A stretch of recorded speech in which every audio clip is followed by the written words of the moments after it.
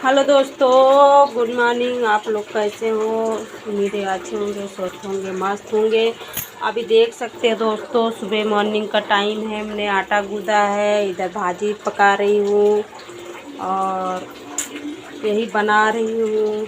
आप लोग देख सकते हो। और सारा मैंने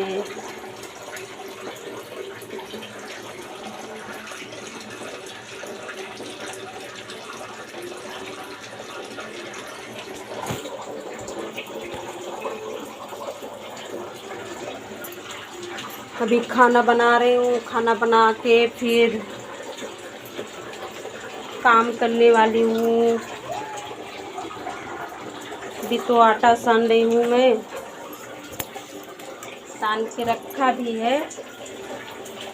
और अभी जा रही हूँ नहाने को। खाना बना के फिर चलो बाय। अभी दोस्तों, अभी हम नहाने जा रहे हैं। देख सकते हो, अभी नहाने जा रही हूँ क्योंकि पानी आ गया है। नहाना है मुझे।